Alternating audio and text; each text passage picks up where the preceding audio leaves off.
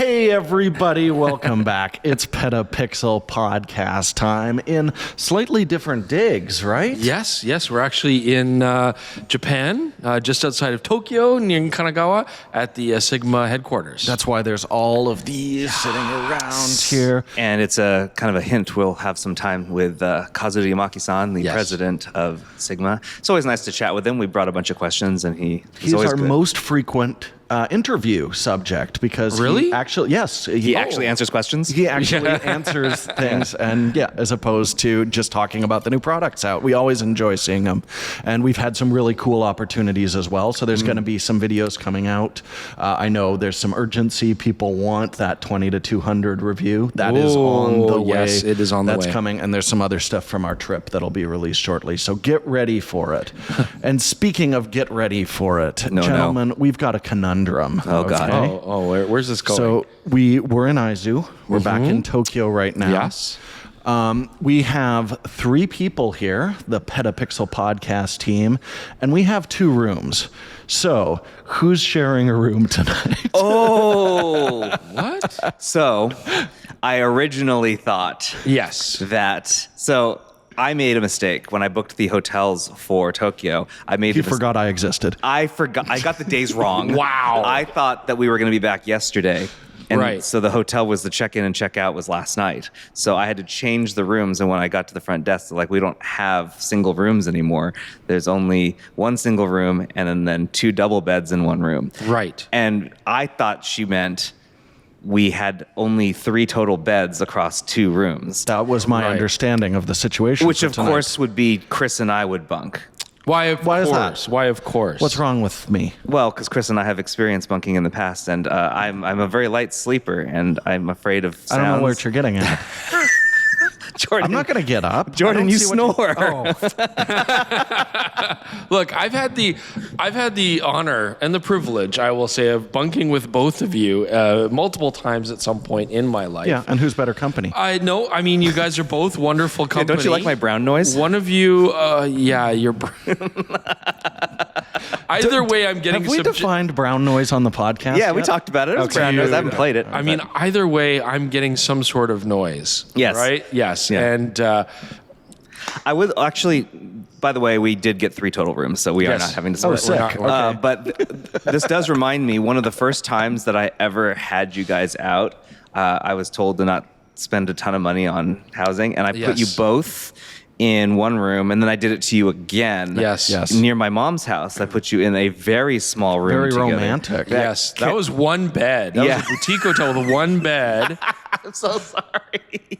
And I ended I up was like, sleeping on a- Chris, we can Bible college this. We can put a sheet in between us if you're so Right, bent out of right, shape. right. It's like, no, I'm sleeping on the chair, far Wait, away did from you your body. did you sleep on not sleep on That the wasn't quite the voice that I used. No. I will not. No, but I know there was a beautiful chaise lounge, and I Slept on that? I prostrated upon it, and that was great. It wasn't great. It was horrible. It was terrible sleep. But I'm so sorry. I haven't done that since. no, it's been very good. It's been very good. I feel productivity has come up 46.7% since you've split us. There were learning Our curves sleeping arrangements. We're all good now. Yeah. But I mean, to give context, Jaron and I did sleep in a bunk bed together for a week. Yeah, it was On a fine. boat. And we did just fine. Yeah, so, yeah, we got along. Yeah, but look, I love you both. I would sleep with both of you. It's like Taking it so personal. no, it's like brown noise or snoring. Which one? It's tough, but maybe I would go brown noise. But The only way to get over my I snore theory at too. this point is to play the animation. all right, let's get to the show.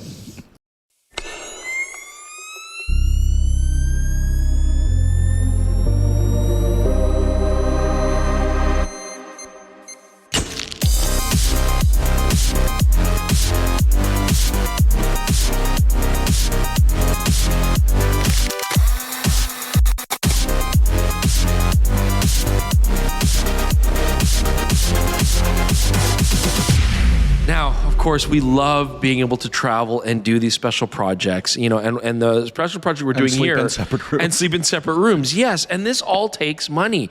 It takes resources. And so these things that we get to do, we're very grateful to you guys, the viewers at home, because PetaPixel.com memberships make this kind of stuff possible, right? It gives us the war chest so that we can go and do projects that go beyond the scope of maybe just reviewing gear, right? I mean, we're here to actually do a factory tour and more of a deep dive into what is so unique about Sigma's Aizu factory. And eat breakfast curry. None of these things are possible without Yeah, our you're PetaPixel keeping members. Jordan in breakfast curry, which is a huge thing for him, right? Sure. So, you know, we really appreciate the support, but we like to give back too. So you guys will get discounts at the merch store. You'll get discounts on Cage.com. What? You'll get money back from the Moment store. We're paying you to pay us. He's not supposed to shout because it's echoey in here, but he can't help himself I'm so because he's so about excited. it. And also, you get access to the JPEG and RAW files from the full review products that we review. So you guys can look at the photos for yourself, judge things for yourself, see extra samples. So we really like to give that service back. And it's only $3 a month or even less. $30 a year. The other thing it does is it takes all ads off of PetaPixel.com, which makes Damn. the website so fun to read. I actually think that we should do a better job talking about the original reporting that PetaPixel does, and I plan to do that in the future. But all of our original reporting is free and always has been free. Sure. But if you want to read that without ads, the PetaPixel, and thank us for our work, really, because all of this it takes time and effort. We would really appreciate you signing up for a membership, which is very, very affordable, and we try to put as many benefits as possible to make it worth your while. I mean, $3, what would that get you at a 7-Eleven? Here, two sandwiches. In North America, that Could would you get get a you a 9% punch in the highball? face. Yeah, could you get your strong? Zero strong back home? No, here. How much is a zero? Oh, strong? yeah. It's less than $3. It's like $2 Canadian. Yeah. To get a Suntory Zero Strong, which is my Ichiban Ski by far. I mean, it's Is that devastating. 9% alcohol? 9%. Yeah. Yeah. In a king can. Anyway, I'm a king. Anyone who's a member, thank you very much for your support. Yes, we we would appreciate love it. to have more people Our join us. members are the real kings. Yeah. And, you know, I just want to point out one more thing, too. You know, PetaPixel is a team that goes beyond just the three of us. So if you're sitting at home, you're like, but I really hate their guts. So you're probably at home like, I like Jordan, but, the other two, to hell with them. Also keep in mind that you're supporting our other writers, Jeremy, Matt, We have a Sarah. full team. Yeah, we like to pay fairly and well, and we like to keep our teams properly compensated so that they can do the best work that they can. So thank you anyways. We hope you value the work that we're doing, and that's a great way to show your support. And let's talk about some of the work they've done this week, because I certainly didn't write almost any of these because I've been very busy. You've been in Japan. So here we go. The first one is that Panasonic has announced a new S9, and it's gold. Yeah, was that like a gold member reference, or were you kind of going like gold and then It was you gold added the member. D? Okay, gold member. Okay, yes. Yeah. So anyway, it's gold. I believe that Emily actually has one of these already. She gets all the cool, fun new cameras. rad and gets access to She's still super nice and she does great work, and you should check out her channel. But what do you it's guys not think? fair. Ooh, She Emily. gets unfair treatment. You know what? It's not really that gold, is it? It's subtle. I'm old school. To me, this finish is what I would call a champagne finish. Yeah, champagne. Because that's really sexy and romantic. Yeah. But you know what? The S9 was always a nice looking camera, but I have the blue, you've got the green, you could get red or you could get black, right? And I mean, it looks a little bit more fun and lively. This looks pretty classy. Yeah, it really does. It's like champagne gold with like a brown leatherette. It looks pretty hot. I mean, if you put like one of these like C-series lenses on that, that might be pretty. yeah, absolutely. Yeah. This would look really good on there. I just feel like manufacturers can kind of sex things up a little bit, make things a little bit pretty. Can we talk about, while we're on the podcast, can we talk about your adventure that we also came here for? It's a very similar color to this. Yeah, that's why I bring it up. It's in the other room. I didn't bring it out here. But Okay, we're getting ahead. We're going to get to that with what you've been up to. But I mean, I just keep this camera in mind when you think about that If camera. you have a beautiful camera, people will travel long, inconvenient distances and spend a lot of money to acquire these absolutely. things. I just think, it's kind of interesting. It's like they did a firmware rollout recently. Panasonic has had a very busy year, but I think they're just trying to keep themselves in the conversation as much as possible. And look, it worked. Great. We're doing it. It's got a matching lens that also has that same finish. I mean, the it's beautiful. lens makes sense again. Yeah. We can't say that enough. Right. That's the lens that should have launched with it. Yes, It's not. It's very sexy. Panasonic knows that. They've since rectified. But yeah, I'd still trade the gold finish for an EVF, but this does make the camera very interesting. And frankly, the S9's been very popular. Yeah. It's got a really ardent supporter base. Honestly, there's a lot of folks who will be like, when you guys talk about like alternative products to things, they ask why you don't bring the S9 up more. Because I think there are people who like this camera, really like this camera. Really like the camera, yeah. But good on them. And if they put an EVF in it, oh man. Yeah. Oh man. All right. Other news that happened this week, and thanks to Sarah Tang for covering this because we were too busy. Yeah. Nikon announced 2 new APS-C lenses, Yes, this a rocks. 16 to 50 f2.8, which doesn't replace the 16 to 50 variable aperture lens. It's just designed to be like a this is zhuzhed up, nicer Higher version. end, there's sort of pro lens for the Yeah. APS-C lineup. Classic 24 to 70 focal length. Yeah, Yep. but quite affordable. I mean, if Yeah. you remember, people are like, finally, an update to the 17 to 55 Nikkor lens from back in the day Yeah. that was like 1,600. It was a very expensive optic. And big and bulky, yeah. So it's still fairly sizable, but it's very light. Yeah, which because rocks. it's for APS-C, you do get some benefit with the smaller sensor as far as size goes. It's a $900 lens, which is, this I guess, pairs with the Z52. Yeah. I mean, there's still 5 Z30s out there, I'm sure, somewhere. But really, this is going on Z50s. The other one that was announced was the Cute little DX MC, which is micro, 35 millimeter f1.7. So it's designed for close focusing. It isn't like the optics aren't 1-to-1, but when you put it on an APS-C sensor, Right. it does do Because it's like 1-to-1 macro. it would be equivalent. Correct. Which we generally don't quote, but there's been a lot of talk like, why is this lens so big? It's that macro functionality. Yes. It adds a lot of bulk, but I think it's absolutely worth it because now if you've already got your standard zooms or something in that system, a lot of people will have a 2-lens kit. Then with buying 1 lens, now you've got a super bright option. You've got your macro option. It really does extend the flexibility of it. And we've been clamoring for like some APS-C lenses that are designed for enthusiasts. Yeah, we have. Not just variable aperture, super Yeah. cheap plastic garbage. So this is great. No, you're right. Like we've been saying, like the companies have to expand this kind of stuff and show support. Nikon's doing it here, which is great. And last time I was in Japan, which feels like 3 weeks ago because it was 3 weeks ago. I actually picked up a Nikon F4. I regretted selling it, and I got a Nikon F4 in great shape. And I actually got a lens that I've always wanted, which is the old school AIS 55 millimeter f2.8 macro. And it's actually a very similar amount of light gathering and focal length to this MC35 1.7 on APS-C. And I like the idea that, okay, maybe it's a little bit slower. We're not going to quite get as much light as you might want, but having the versatility of a really sharp 50 mil just for walking around the streets and then be able to go and do close-up detail shots as you see them, I actually really like that process. Because the fact of the matter is most normal focal range lenses aren't designed to focus that close. So when you make a macro like this, I love that versatility. There are a lot of APS-C fans who like their cameras, who want more APS-C stuff. It's especially problematic on Sony because the A6700 is a fantastic camera and it doesn't really get any support from new products. For Sony. That's Sony, the great thing. correct. Tamron and Sigma are crushing it. Right. And I think I'm going to get into this more later. I want to do a little bit more deep dive on it, but in my mind, I think Sony did this to themselves and did this to the entire industry and made people think APS-C bad. Yep. And because of that, everyone sort of trended to where the mind went, and that has resulted in fewer optics like this from first-party manufacturers. So I'm really glad Nikon did this because they should Show some love. Yeah, because there's nothing wrong with APS-C. I like APS-C. I love APS-C. So like the idea that you need. Well, I adore APS-C. No, Yeah. No. I saw APS-C first, and APS-C likes me back.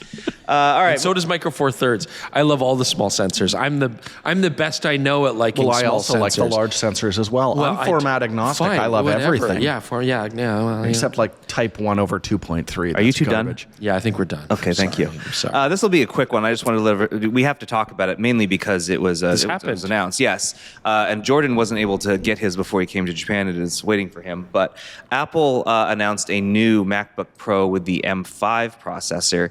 And Jeremy reviewed it and found it to be an exceptionally well-rounded package.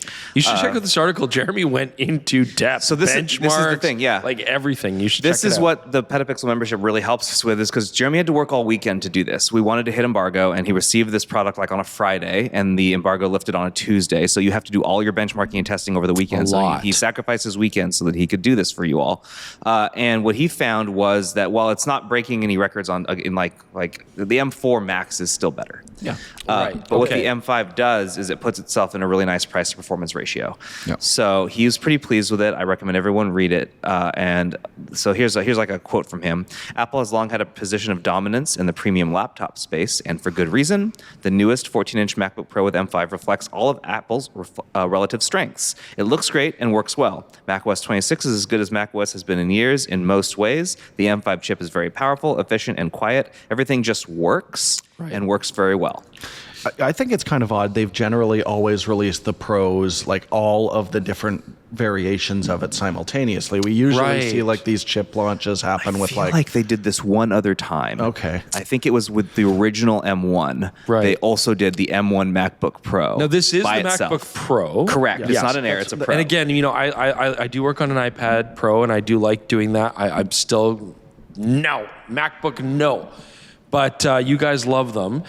Are they going to make a larger screen version? Because I know you were like, 14 inch is not really my thing. I bet it's coming with the I think it's going to come with the Pro, the Max. Because you're right, it is unusual for them not to do the full line. Yeah, I think not it's just unheard of. makes things a little difficult for people like to set up their budget and stuff if we don't know everything on the market initially. Like I would hold off on an M5 until I know what price and performance will be like on the Pro and the Max eventually. But as you just talked about recently, you love larger things, larger formats. You want a bigger screen. I edit video. Are your eyes getting old? Do you need glasses? I have great eyes. Do you want to talk about this? My ears are shot. You don't have to be embarrassed. I just bought reading glasses recently, and I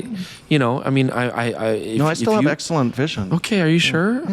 If there's something you want to talk about, we can mute the mics if you want. No? Okay. How are we doing there, Jaron? Are you two done again? All right. What I want to talk about next here is actually let you talk, Jordan.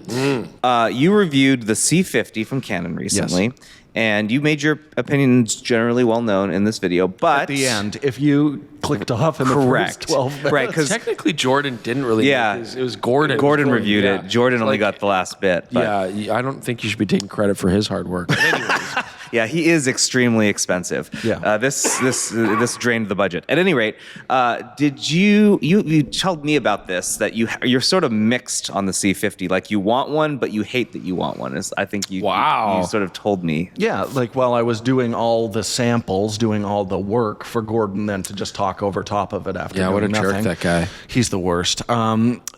I did absolutely love using this camera, but just what they've done with the interface on it, I just think all video cameras should adopt what Canon has done, where it's like, look, we have two completely separate menu systems, interfaces, because so often you're scrolling through the menu of a camera and your photo options are all cluttered with all the video functionality, vice versa, things like that. It just keeps them completely separate. It's very smart. But I wouldn't want one for the way I work. Like I was constantly out in bright light. It's a pretty low resolution, pretty dim display on this thing, so I'd need to strap a monitor to it. You like having EVFs. I like having an EVF. You also like having IBIS. Exactly. And for a little while there, I think it was justified. A giant cinema camera, you're going to find a way to support that. And we don't talk about it enough. If you have a big camera, it doesn't like micro jitter much because it's a lot of weight on you. Right. Even if your hand holding it, it looks different than a very small light camera where your hand is almost like trembling with it because it's so light. It's not pushing back at you. I hate the look of that. And now that they've released, look, it's our smallest, lightest camera. That's where I think the IBIS is even would have been more really useful. And they've made some really nice steps in controlling the wobbles in their cameras. It used to be like anything wider than 35 millimeters, the edges were warping. You'll still see it with ultra wide lenses. The 20 mil still notorious, but they've just moved in such a direction. It seems to me like, IBIS should be standard on everything except like a C500, C300 Right. series camera. But I loved using it. The picture was amazing, Right. and I could not get the autofocus to screw up. Oh, good. Now, That's neat. You still have to dial it in, but for years I've been like, based on like old dual pixel DSLRs, we keep Yeah. saying like Canon video autofocus is incredible, but I think it's been lagging for a few years. Yeah, so suddenly yeah. using this camera, I'm like, I can't make, like there were some controlled tests where I could actually get it to screw up, but then when I was using it in the field, it was pretty much bulletproof, and we're shooting BMX, so But great. is it expensive for what it is? That's the other trick. Oh, yeah? is I really think the Panasonic S1 II, which gets you the EVF, all the same kind of record format, and electronic viewfinder for less money. But then Nikon just completely stole Canon's. It was announced within 48 hours. Right. This, ZR that has IBIS, that has a way bigger, way brighter display on it, does internal raw video, beautiful image. So yeah, it makes Canon look overpriced, and it looks like they just looked at their C series and said, "Oh, this can slot here." And I think they need to That's start what they saying, definitely did. That's Yeah. why they Yeah. didn't put IBIS in it. yeah, they're just like, "Oh, feature-wise, we'll take the ND filters off this compared to the C80." But yeah, they need to start looking at what their competitors are doing because it's just making them look overpriced now. Cool. So another camera Gordon that got sucks. announced. Gordon's the worst. Gordon, I don't know. I don't know why you keep requesting him. So back you on the show. sent the edit with Gordon, and I think my response was, "Wow, Gordon's really cool. Yeah, there's just something about. Something about him." I guess it's like even though he charges an exorbitant fee, there's just something about the confidence that Gordon has. Yeah. Like, yeah, I don't know. It's like if you talk yourself up that much, eventually you start to realize, like, yeah, maybe there's something to this guy. Like, So you're suckers. You're suckers. I 'cause he's a guess, but horrible- like, how does your wife feel about Yeah, Gordon? I thought I was under the impression that Ev really likes Gordon. You know what? She just doesn't really talk about it when he's brought up anymore. Like there's something she you- doesn't want to admit, or so I don't know. Yeah. I'm trying to read into I it. got This it, is a it. conversation. we need to Yeah. have Okay. when I'm Okay. back Well, home. boy. that's not for the public there. Okay. So that's private. Okay. Another camera that actually got announced while we were preparing to record this podcast, and we recorded your review here Yeah. in Japan, is the Fujifilm X-T30 III. Now, before I pose a question to you guys, I do want to say I apologize. A couple weeks ago, What? Yes, I was wrong. What? What? A couple of weeks ago, B&H pulled the X-T30 Mark II, so the X-T30 II, not the X-T32, it's the X-T30 tricky. Take a breath.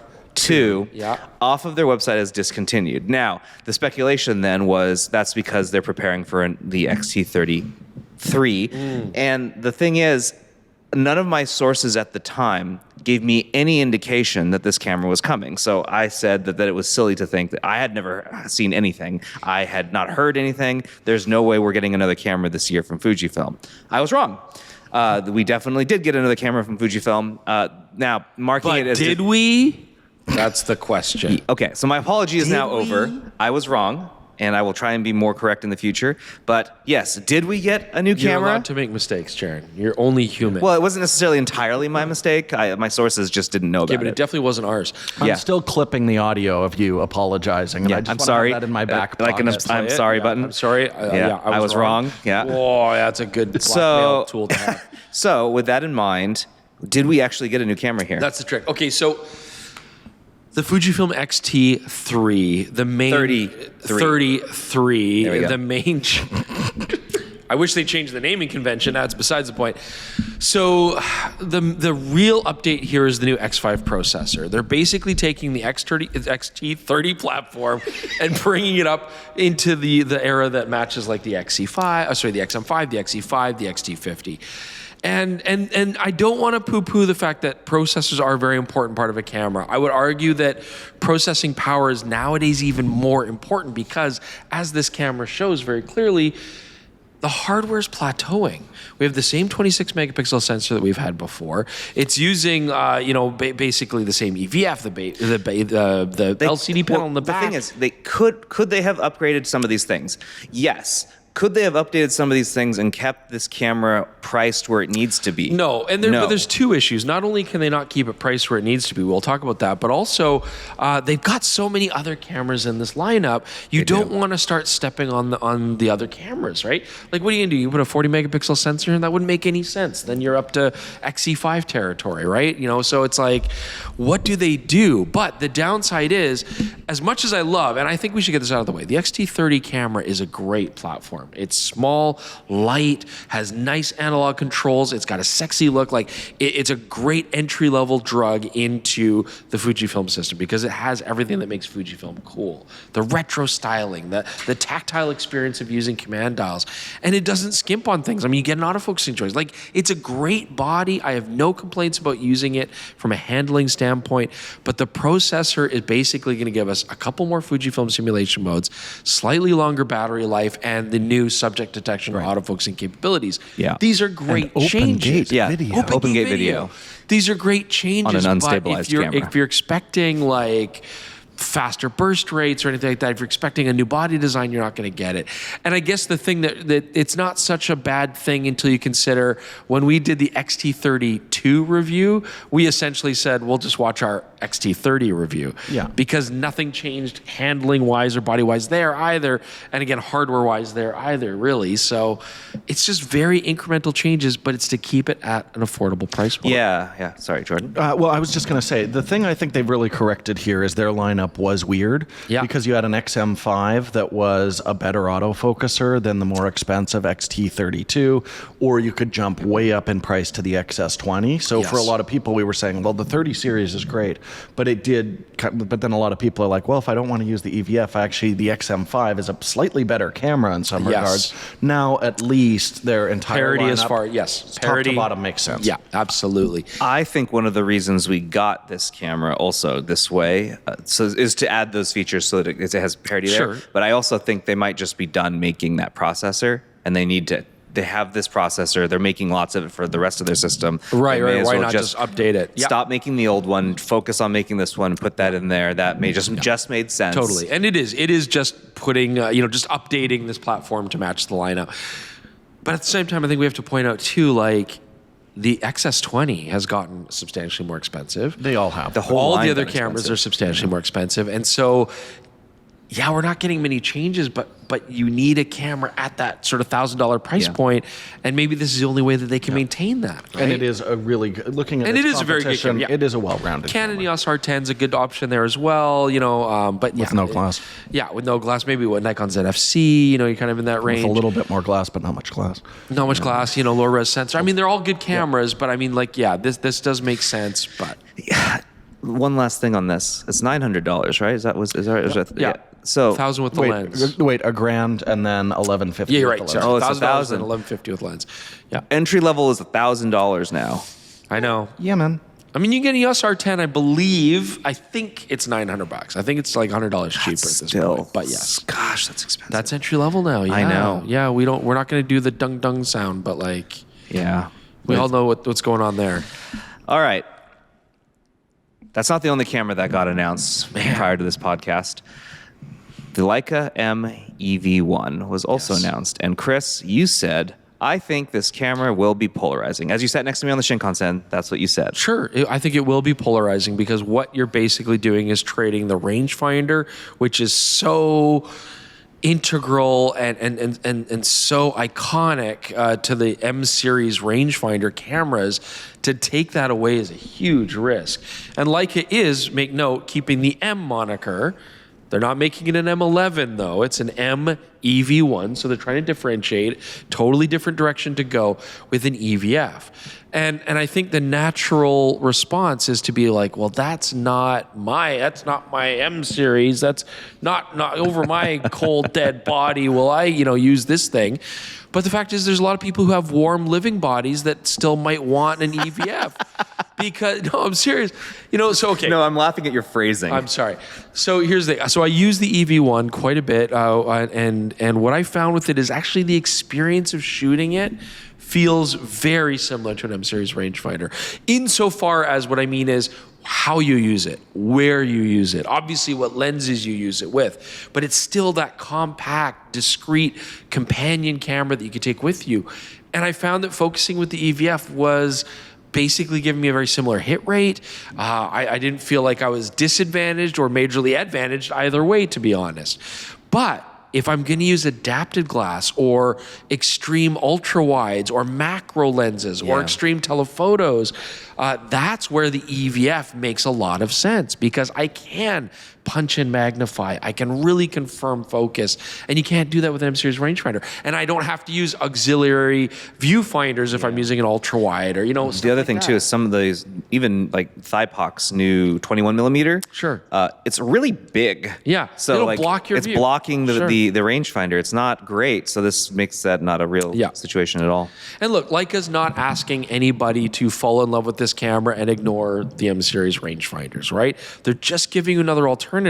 But I think like if some people are more comfortable with an EVF, being able to frame perfectly with your composition, being able to preview, of course, exposure and whatever color mode that you're using, that's going to be a really nice benefit. And at the same time, like, it's still giving you the same kind of experience, in my opinion. Can I devil's advocate? But this is also actually kind of my opinion at the same token. Okay. I've always said, like, what sets Leica apart when they put their mind to it is giving you a completely unique shooting experience. Sure. I think the M series rangefinders do that. I think the Q series does a great job of that. That's why I'm kind of ambivalent to the SL system. How does the Q series do it in your opinion? I mean, I love it because you've got, a real mechanically coupled, well, it's not, it's focused by wire, but it feels like mechanically coupled fixed lens. You've got, a feature set that's basically unlike everything else out there, a brighter lens. Like the value of the Q really came through when we saw the Sony RX1 R3 and we're like, you know what? The Q is a hell of a lot more capable and because I just see this expensive. I see this as like just a interchangeable lens Q. Is that crazy? That's not. I think there's a different way to look at it, but sorry, I just want to finish. Like the reason that I don't love the SLs is because it's like a mirrorless camera. Yes, it's an L series. My issue with the M is, and I haven't shot it nearly as much as Chris. I took 3 bad photos. That's my entire experience with it. But how is it different than using an A7R5 and an adapter and putting manual lenses on it? It's functionally very much the same for a very high price. I mean, I said that in my review as well. I was like, yes, the experience of shooting it is much like using a mirrorless with manual focus adapted glass. But I think the thing is, M series is not just about the rangefinder. It's also about the build, the feel, the styling, the prestige for sure. Of course, that's part of it, and that all still I feel translates through to the EV1. It's not. I mean, it's a little bit lighter, which is actually kind of nice, but it's not cheaper. It's not downgrade in any way as far as like the build quality or anything like that. So. I get it, and I think it's not nearly as romantic as a rangefinder. Like that's to me the biggest hit against it. It's not, but the Q autofocuses. This doesn't autofocus, right? I mean, it is still giving you that manual focus experience. You get to use your glass. It's the same sensor. You're going to get that high quality look out of it. I don't know. I feel like it's not necessarily going to be a huge market, but there will be people that appreciate having the EVF. And I honestly think it's going to be more working pros as opposed to people who might have, eye difficulty. That will be one part of it. But I think actually a lot of working pros might want to adapt other stuff, but still have that family of camera that they enjoy using. I guess I want to make sure I hear, why isn't it like an interchangeable lens Q? Because the Q autofocuses. I suppose. Okay. Got me. All right. Moving on. So we were mentioning earlier that you were shooting with a Sigma lens as a review while we were out here. Yes. Because we thought that would be nice. Yeah. That's the 20-200. Well, Tamron, not very long after Sigma actually announced the 20-200, which is in Chris's hands now, Tamron announced that they were making a 25-200 f2.8 to 5.6. Out of what can only be called spite. Yeah, it was strange. And to continue this trend, the cost of that was just announced. The price of the lens is $899, which is $100 cheaper $100 than that lens, which cannot be a coincidence. I mean, so look, I haven't played with the 25 to 2. No, it's It's waiting at home for you, actually. Yeah, and I will test that out. I mean, this made a lot of sense. Like, super zooms are cool. This is a perfect example of where you're going on international travel. You want to keep things light and small. One lens to just cover everything you need to cover. We went out to a really cool part of Aizu. So we were at Ura Bandai and just around Mount Bandai. Lots of cool stuff. Like, we saw waterfalls and stuff. We saw like beautiful trees. Monkeys. Yeah. And Cerro. That's a great example. Yeah, Cerro and Cerro's monkeys. a weird animal. And Google we didn't it. see any bears, which is great because they're vicious up here in Japan. But it's like, that's a great example of where you want a lens that can go from landscapes one moment to maybe some, this is not a wildlife lens, but some casual shots, It makes a lot of sense for people who are traveling. It makes a lot of sense for people that are just like more into snapshots and stuff like that. What I like about this, two things, and then the Tamron shares this as well. They shares the first thing. They both do really good macro, 1 to 2, not bad. Nice for the occasional detail shot. But what I like about this one that the Tamron doesn't do is the 20 millimeter wide angle. Yeah, That's cool. I've been saying for a long time, let lenses start at ultra wide. I think this rocks. Yeah. But that said, the Tamron is giving you a 2/3 of a stop advantage at the wide angle, 1/3 of a stop at the telephoto. Sure. So if you're not going to use the ultra wide, then, and again, we haven't fully reviewed either of these lenses at this point, but I do think they're just depending on your shooting style, they both make compelling reasons to exist. Sure. They're not exact duplicates of each other. No, they're not. I mean, I really liked using this lens. I did like the 20 mil, for the situations where I'd want to use it. And my opinion kind of is like, look, yeah, it's a slow lens. And there's so many situations where I'm like, I'm shooting like 10,000 ISO. This sucks. I wish I had more light, but I get it. It's a super zoom. Is the Tamron in a lot of situations going to change that in a big way? Not really. Like, I think I'm still... 8,000 ISO. So I'm still going to be in these situations where I'm getting lots of noise. So frankly, I think it's interesting. One's a little bit brighter, but maybe does give you the wide angle. What's more important to you, I guess will be the question. I can say this is very sharp. It's very compact. Focus is quick. You have to give them a reason to still watch I the watched review the when video. it comes out. Okay, you're right. Well, we sort of heard little rumors of this while we were in Australia. I was certainly not expecting it to be This I'm excited this about. soon. Yeah. Ricoh announced that they're making 2 GR4 versions. One's an HDF. Sure, fine. The other, though, Chris, it's a monochrome. This I love. Yeah, and we've been asking for a Ricoh GR monochrome for a long time, and then here it is. Finally. Makes so much sense. So very exciting. And it's exciting for a couple of reasons. I mean, first, obviously, black and white photography is really the only photography, and there should be no other kind of photography. In my world, when I'm king, that's what I'm going to do. But also... Real king theme this week. But also... The monochrome, as we've seen in cameras like the C50 III from Pentax, and the Leica monochromes, you could simplify it as saying it basically brings you up a sensor size as far as dynamic range, low light performance, that kind of stop. So, when you go monochrome sensor only, that sensor will then punch above its weight. So this should give us basically like a sort of like base noise, very similar to a full frame camera. But it's APS-C. And I mean, the beauty of Ricoh GRs is how small they are. So if you haven't had a chance to hold the GR4 yet, and let's say you didn't even have an experience with the GR3, if you know what a GR3 feels like, go and you haven't held the GR4. It's even lighter.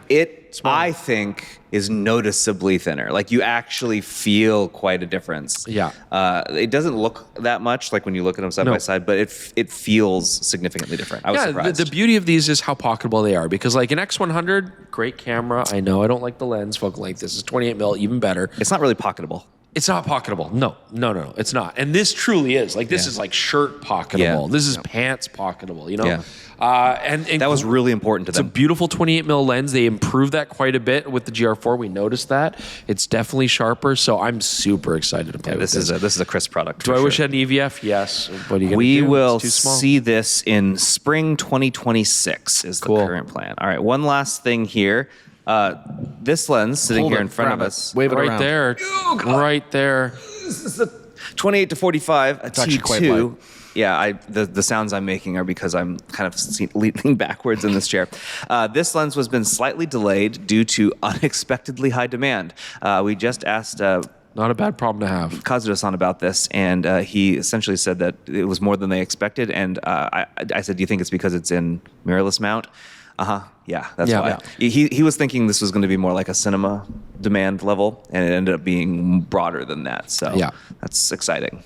Yeah, what I still just want to put that on a cam. Maybe I should do it as soon as this is done. You just should. quickly throw it on You this one should. too. Start pulling And then photos run. and see how that linear Run outside, response start feels. taking video 'Cause the before lens they stop itself you. Feels like a true mechanical helicoid. They're not going to let you leave the cinema building, lens. but they'll be very polite about it. Right.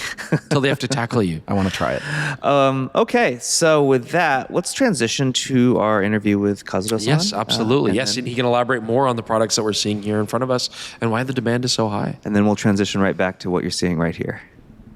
So we're very fortunate. We get to be joined by Kazuto Yamaki-san from Sigma to join us on the podcast. And thank you as always for joining us. We always love having you on the show. And we have some questions that we'd love to ask you. You're always great with the answers, so why don't we get right to it? How's that sound? I think the first thing we really want to talk about is Sigma has had such a busy year of production. So many lenses. Sigma BF was very exciting. So did this represent certain challenges? Do you foresee maybe a more relaxing second year, or do you think you have to keep it going and go even harder and harder?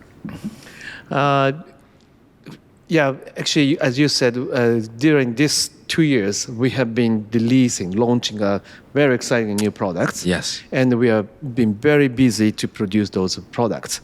But at the same time, once we get a good response from the customers, we've been so motivated. So we just keep going. How many was it this year? I feel like it's got to be over 20 products with the Aizu primes and everything. Right. If we include the Cine lens, yes, we have many new products. Wow. So I'm curious, talking about like the popularity of some of the products. I spoke to some dealers, and the 14 millimeter 1.4, which is a beautiful lens, is still quite popular, but it's been moved to special order only now. Why did that take place? As you know, we produce, first of all, we develop and produce all of our products in one single factory. Yeah, we were just there. It was amazing. Yeah. We don't work with any suppliers. No, I mean the ODM or OEM suppliers. We make everything. So our capacity is quite limited. And right now we have several popular items such as 300 to 600 f4, or 17 to 40 f1.8 for APS-C crop sensor camera. And of course, 24 to 72 8 is always high in demand. So actually 14 millimeter f1.4 is quite popular lens for the astrophotographers. Oh, yeah. But basically it's a niche product. Right. Yeah, it's not a 24 to 70. So there is only chance for us to produce such a niche lens maybe once a year. And then January, February timeframe, relatively the slow season for photography. So we can produce that lens in that time frame. I see. So we need to know how much demand we have in advance, and we make it for the customers and the distributor. That's the whole idea. Right. That way we can keep the production for the other popular lenses. Do you foresee some of the other niche lenses moving that way? Well, this the first trial for us to collect order first and deliver later for 40 millimeter f1.4. And we are seeing if it works or not. If customers are not very happy with this kind of procedure or system, we may have to revise it. So the way you said that, it sounds like you only make the lens in like the first quarter of the year. So that you take orders all year and you make them for 2 months. And then if you want them, let's say I decide I want to buy it and it's April. I have to wait till January, February? That's our idea. Okay. I just wanted to clarify. I wasn't sure. Yeah. Makes sense if there's like the nicheness of it. But we are now collecting information from the market, and we are now considering what kind of production plan we make for the next batch. I guess that leads me into my next question, which is, I mean, the global market, it's changing so much right now. Very hard to keep track of prices, supply chain, of course, although to some degree you're removed from that because you make everything yourself. But what changes in strategy does Sigma have to make going forward to prepare for all of these difficulties in this tumultuous time? Well, yeah, there's several challenges we have. The biggest challenge is that the production cost has been increasing drastically. The material cost and also the the cost of labor has been increasing a lot. So last fiscal year, which ended end of August, our fiscal year started in the beginning of September to the end of August. And our last fiscal year, we could increase the sales, but our profit was negative compared to the previous fiscal year because of the increase of the cost. So it's a challenge, but still we still working very hard to provide high quality products with a reasonable price to customers. As long as customers support us, we can survive. Absolutely. Besides such challenge, there is not so much significant differences. So we just keep working hard to provide the high quality, best quality products at a reasonable price to customers. Maybe as a follow-up, I'm curious then, does Sigma have a desire to increase production? And is it difficult to expand the factory and increase production if we have these extra costs? We can increase the production capacity significantly if we work with some big supplier. Like there are several companies who built the lenses and cameras from scratch, but I don't want to do that. I want to make sure all single products, maintain the highest quality. So I want to make every single products in our factory in Aizu. So we continuously invest in the factory, and we continuously hiring the employees, but still we cannot increase like this. So probably our capacity will grow gradually. The first time we talked to you this year, we've seen you 3 times already this year because you keep releasing things. It's been wonderful. Thank you so much. Was for the BF we were talking about. That was at the announcement of that. Now that it's been on the market for a little bit, how has it been received? The response from the market is way beyond my expectation. Before we announced this camera, I thought maybe we get quite mixed response from the market. Maybe 50% positive, but 50% negative. But surprisingly, the most of the responses from the market are quite positive. So I was quite surprised and very happy. Well, kind of tied to that, because it seems quite popular. I'm actually seeing them on the street now. But it's been a huge year for L-mount in general because Panasonic has launched 3 professional bodies at the same time. Are you seeing the demand for L-mount starting to increase? Yes. Just in the last few months? Yeah. No, actually, the demand for L-mount lens is increasing, but continuously increasing, thanks to not only our BF camera, but also, as you said, the cameras from Panasonic and the Leica. So where is the growth in the future for Sigma, considering the way the market is changing? Does the future require a shift in strategy towards maybe going more cinema or video, for example? Cinema and the video is absolutely important market for us, but having said that, we do not change our direction or vision for the product. We just maintain and make sure our customers are doing okay. So we take care of all the customers, of course, existing customers and the future customers. So as you said, in summary, the video cinema is a strategically important market, but also we still look at the photo market continuously in the future. On the topic of the cinema side, so I was able to shoot the Aizu primes in Aizu over the last few days, which was a wonderful experience to spend more time with them. But I'm really curious, when it was announced, we talked about how you had previously released cinema lenses, but they were based on photographic designs. These are your first lenses built from the ground up, cinema first. But I really wanted to ask you, and didn't get the chance, were there any lenses that inspired the design of the Aizu primes, the character of them, handling things like that? Yeah. As you said, the Aizu Prime series has been designed from scratch. So basically, this Aizu Prime is a modern cine lens. It recreates a very clean, modern look, but we also wanted to implement a kind of vintage feel, a vintage look.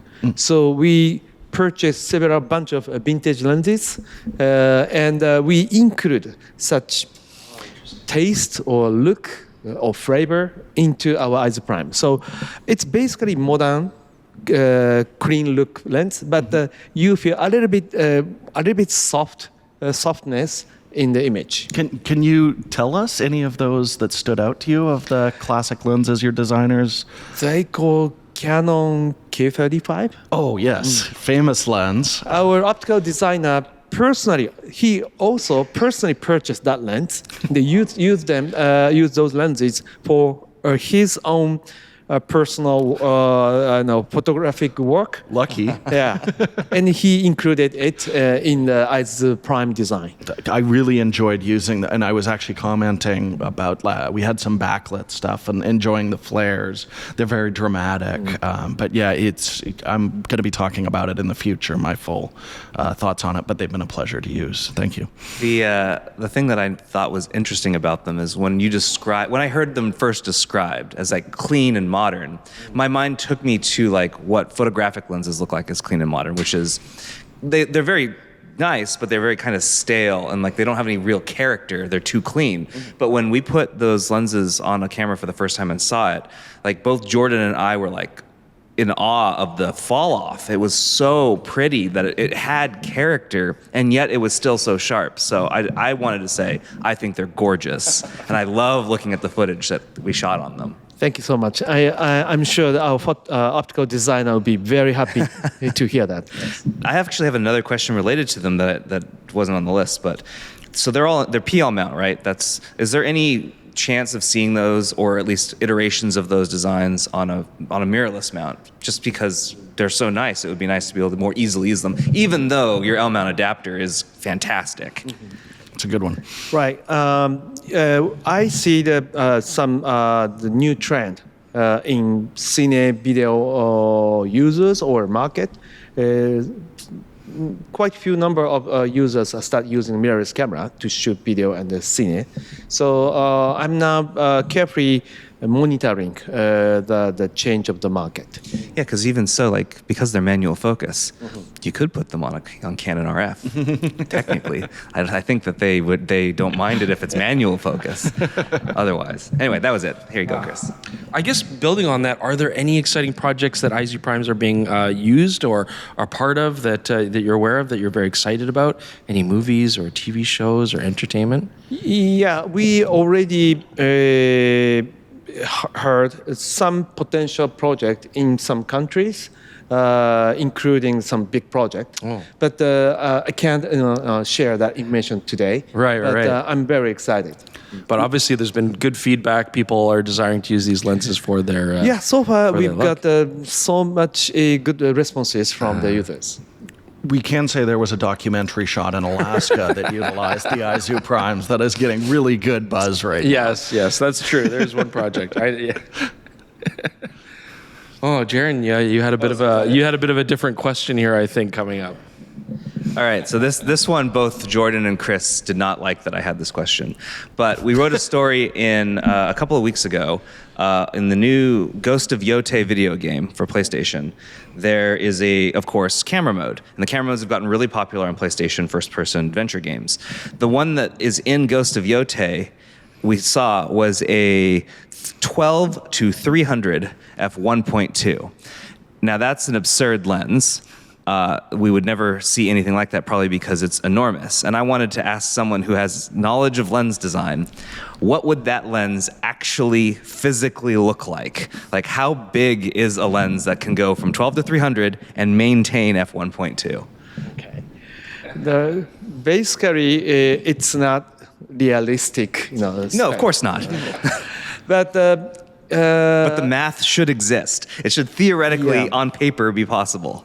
theoretically, it's not ultra huge. Probably the front diameter is minimum 250 millimeter, but that's a minimum, and we can make such lens if we don't care the optical performance, vignetting.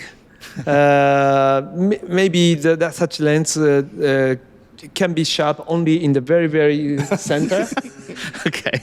But probably it's quite a long lens if we implement f2 1.2 from 12 to 300, maybe. I don't know, maybe. Like this. Yeah. Maybe a car to drive it around or something like that, Of maybe. course, Or a yeah. helicopter or something to fly it down. I have no idea. You need a big pickup truck to carry touch lens. Maybe, it's a funny question, but maybe it does spark the idea though. How much dreaming is involved in lens design? I mean, how often do your lens designers come to you and say, "Look, this is something nobody's ever really done before, but maybe we could try to do something like this." Yeah, 135 1.4 would be a great recent example of that. Yep. We like other many companies, we have a product planning meeting regularly, and this meeting, of course, product planner and also engineers, and I attend such meeting. But anyone can, give share some ideas about the new products. The advantage of Sigma is that everyone in such meetings are photo enthusiasts, Right. and they are photographers. So they have their own opinions or dreams to make dream lenses. Right. I feel like with camera design that you guys do and stuff, Sigma is always willing to maybe try things that other people don't try. Yeah.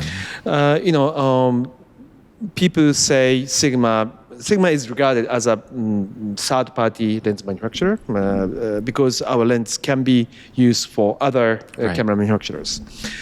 And if we make so-called Me Too product at other companies, just selling the product at a lower price, Yeah. I don't think we have the reason to be in the market. And the raison d'etre of Sigma in the market is to provide unique products that no other company or few company can try. So I think we Sigma want to contribute to the development of photo culture. Right. And through the innovative products, I think we can contribute to the development of photo culture. Wonderful. Okay, well, thank you so much for your time. We appreciate answering all those questions. It's always great, as always. You're very candid, and you're very open, so we thank you for that. Thank you very much for having me. Yes, absolutely. Well, I'd just like to say again, thanks to Kazuto-san for joining us. Yes. He's a wonderful interview. Always because he always always great. answers questions, and he seems to really think thoughtfully about how to give the He best could have answer. been, with your video game question, he Yeah, could have he been could have like, dismissed it. Screw What off, yeah. Jaron. Because that's what we were like. We were like, what? Jaron, what? He's a busy man, Joseph Jaron. Yote. I Jaron, think it's fun to think thought experiments, thinky thoughts. Sure. Those are fun. Anyway, let's move on to what have you been up to, because you hinted at it earlier. Yes. And if you've watched the X-T30 III review, you saw that we were not in Tokyo for that. We went somewhere else, and that was not what Chris originally wanted to do, but he agreed to do what I wanted to do because Thank you for pointing that out, because I'm like, hey, this hotel that we're going to stay at, it's near this place called Kagurazuka. I've never explored it. I want to. It's kind of got like a French influence and stuff. It might be a neat part of Tokyo. we haven't seen it. And we have not seen it. And Jaron's like, well, The thing is, there's a Fujifilm TX1 in Kanagawa, which, by the way, we're like very close to right now. I don't even want to talk about it. Aren't we in Kanagawa now? We basically, but yeah. we could have it's the waited town 2 of days. Yamato is where this store was. Saito just camera. south of here. We could like pop in a cab. We could have got it like. I don't want to talk about it. But you've been looking for this camera for so long. It was in beautiful shape. We got to see the joy in your eyes. I didn't want to buy one online because I wanted to see it in person. Yes. To make sure that it was, because these things are finicky. The electronics in them are known to fail. I wanted to make sure that it wasn't like all dinged up, and that like this thing is in incredible condition. Yeah, beautiful. It's so nice. I'm very happy, and I'm thankful that you guys went out on that 1.5-hour train ride with me. One way. So that's 3 hours train ride basically to get out there. Yeah, exactly, to get your camera. Thank you. You're welcome. And we ate it at McDonald's. That McDonald's was delicious. Okay, Anyway, it was good. What besides all that, do you want to elaborate on what else we've been up to? Well, it was worth watching you do that. What else have we been up to? Well, in Japan. we have been in Japan, not seeing Kagurazuka, but we've been in Japan. Darn, we'll have to come back. We did get to go to Aizu. It is a beautiful time of year. The colors are starting to change. I mean, they were so great to us, showing us like all these different landscapes. So it was really nice. I mean, again, what I love about travel myself is just getting to shoot something different landscapes, different locations. And so that was fantastic. So that's what I've been up to. I've had a great time. Amazing food.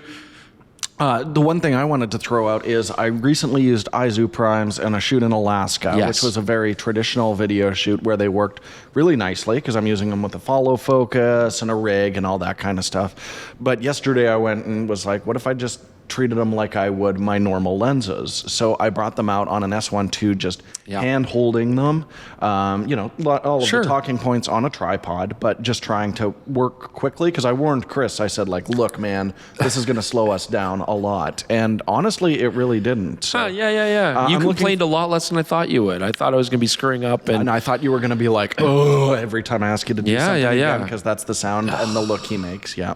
And we didn't really run into that at all. And the lenses are far more unique than I was expecting based on how they pitched them as clean lenses. There's some interesting character, and I cannot wait. In a few weeks, that episode's going to be out. I can't wait to hear what everybody thinks of it, because I think the shots are really beautiful. You were very excited. Very different from what I was expecting. Yeah. All right. Unfortunately, due to time constraints, we will not have time to get we got to get out of here. Support, but I do want to end with a feel-good story of the week. If you all recall, last year, Jeff Bridges, The dude, said he was working with another team. It's the Silver Bridges is the name of the company. They are working on reviving the wide lux, making them from scratch, brand new.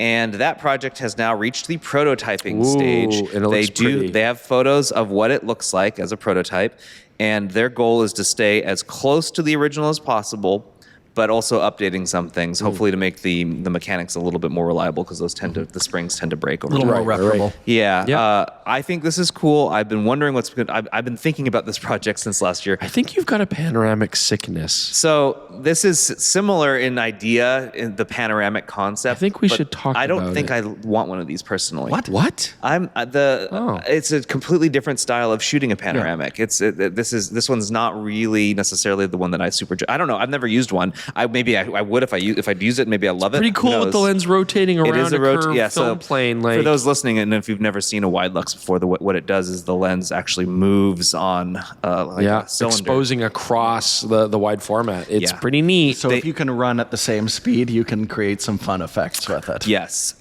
They made, originally, the company that made wide lux made one in 35mm and 120 format. I believe they're only remaking the 35mm, which is fine. 120 is too expensive. Very cool. As a film. Or they'll put this out as proof of concept and then go from there. We'll see. Yeah. So I am putting out the call. We have a large audience here of connected people. If you can get Jeff Bridges to show up on our podcast, that would be the coolest damn thing. Agree to be on the podcast, and we can go to him. He doesn't have to show up on our terms. We'll show up on his terms. Yeah. We would love to talk to him about this. Jordan wants to talk to him about movies. I would like to talk to him about the wide lux. We'll only talk to him about cameras. That's not true. And then I'm going to spring questions about TrueGrid on him. But you know what? First things first. if anybody can make the possible, that'd be awesome. But yes, I'm sorry we don't have more time. We do have to go. We're at the headquarters here, Sigma. It's a busy place. They got things to do, and so do we. So we're going to leave tech support for next week. But again, awesome. Thanks to Sigma for letting us use the space. Oh, we have a fun podcast next week. We do. Oh yeah, don't tease what it is. I'm not gonna tease. It's gonna be different, and I Yeah. hope it'll be fun, and it's gonna take the whole time. So, Man. no tech support for 2 weeks. I promise we'll get to them eventually. But anyway, thanks everyone for joining us. We'll see you next time. Goodbye. Bye. Bye.